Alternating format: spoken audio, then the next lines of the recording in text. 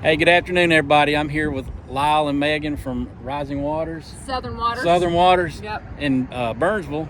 Tell us about what y'all been doing. We did a video with them. Lord, was it December? Or? Probably. It was cold. Last year. It was cold. We were cold. That's right. Yeah, we were giving out heaters and all that stuff. So now we're here in the heat.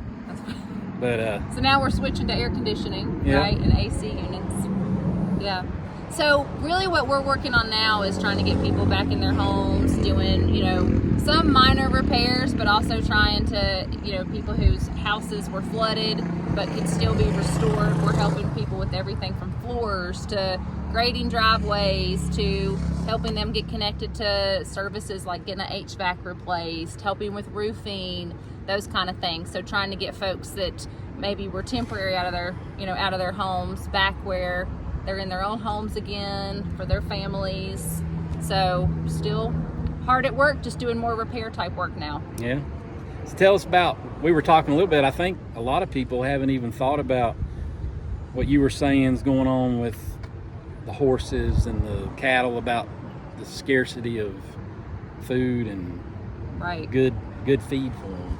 Right. So, a lot of us lost pastures, and so we're used to either having pastures to be able to hay so that we have hay, or we're used to having enough pasture land so we can rotate so they don't eat all the grass. But since we don't have that, we're having to rely on feeding a whole lot more grain. And a lot of times when we go to our local Tractor Supplies or even our kind of mom and pop shops, they're out of a lot of things because the demand has increased so much. So it's been really hard to find, and even like the mineral blocks or the electrolytes that you give animals in this heat, that's been hard. We've also had to get resourceful on how to create shade for the horses and cows because a lot of the trees are gone.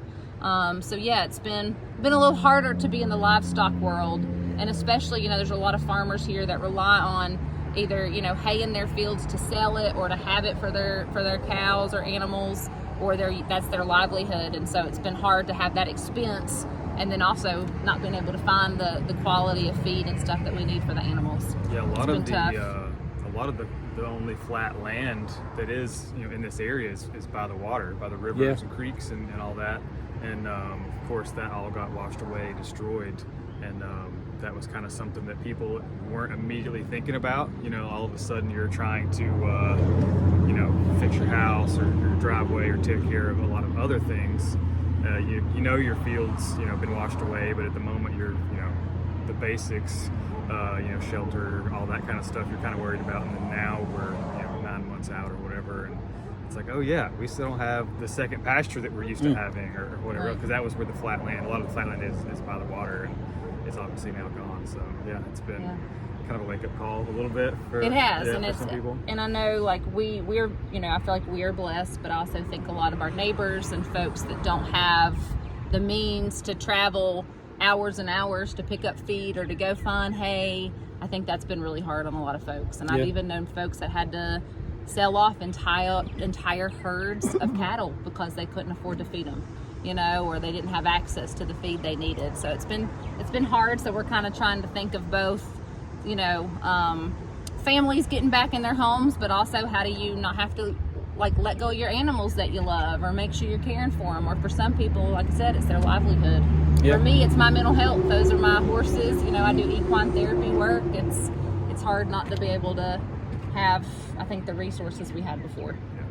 Yeah. All right. Well, thank you for everybody, and please, the needs are great, and we're talking about how things are happening everywhere else, and we feel like we're kind of old news, but it's still pretty rough. So yeah. thank you. Thank you.